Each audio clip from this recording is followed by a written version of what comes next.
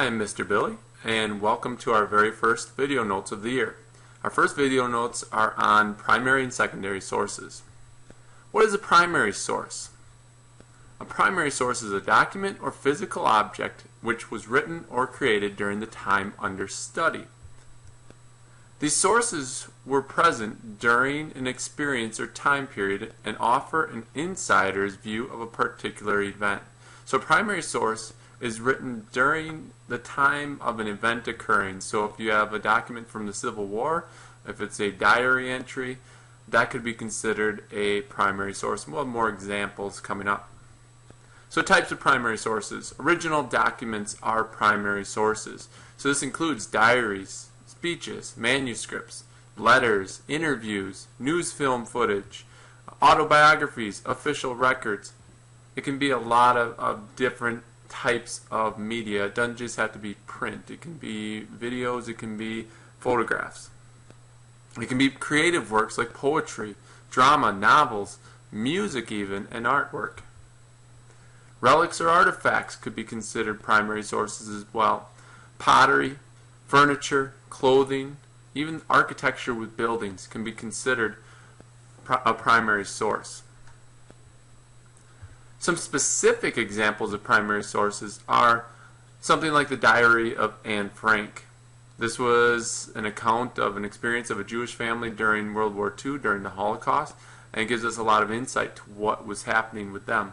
The Constitution of the United States is an example of a primary source. A journal article that reports new research or findings would be considered that. Birth certificates, any real legal documents like that would be considered a primary source. Abraham Lincoln's Gettysburg Address, Martin Luther King's I Have a Dream speech, an autobiography, a book that is written by the person that it's about. So if I wrote my own biography, it would be considered an autobiography. If somebody else wrote a biography about me, then it would be considered just a biography, not an autobiography, and it would be considered a secondary source, not a primary source. So what is a secondary source? A secondary source interprets and analyzes primary sources. These sources are one or more steps removed from the event. Secondary sources may have pictures, quotes, or graphics of primary sources within them. So it could be a newspaper article that quotes someone that was part of an event, but the author of the newspaper article maybe wasn't there, so it makes it a secondary source. Hopefully with some of the examples we give here in a second, it'll make a little bit more sense.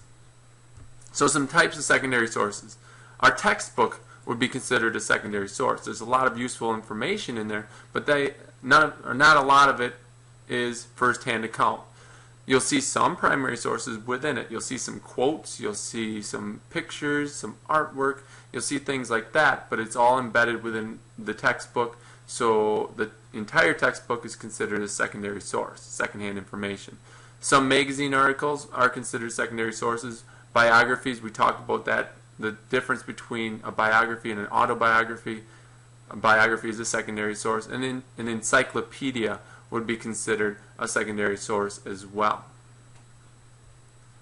Some specific examples, again, we're getting back to the journal, magazine articles, which interprets or reviews previous findings. So it's going to offer a critique, or it's going to offer advice on some sort of findings or research done previously, not original research.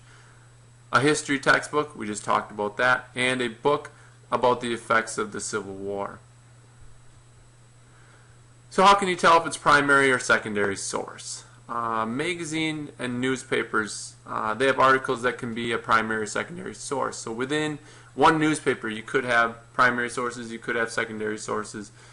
Sometimes it's hard to tell, sometimes it's easy to tell.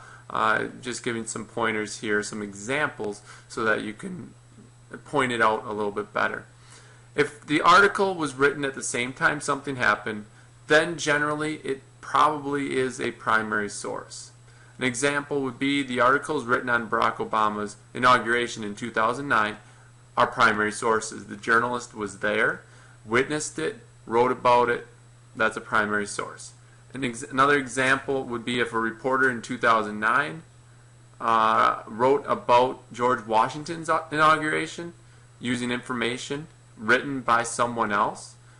That would be a secondary source. So they're writing about something that happened over 200 years ago. They're getting information from people that were there. That would make it a secondary source. So again, how can you tell? Think about it like this. If I tell you something, I am the primary source. If you tell someone else what I told you, you are the secondary source. You're giving away secondhand information. You weren't the first one to know that. Secondary source materials can be articles in newspapers, magazines, books, or articles found that evaluate or criticize someone else's original research. So that's our notes on primary and secondary information. With these notes, you can go back, you can pause, forward, rewind. We're practicing with that right now in class. You can watch this. It's posted up on our website. It'll be up on Edmodo as well. A lot of different places that you'll be able to find it. So if you have any questions, make sure you're contacting me. Either talk to me in class, email me, contact me via Edmodo as well. There's a lot of different ways that you can do that. So don't be afraid to ask. Have a good day.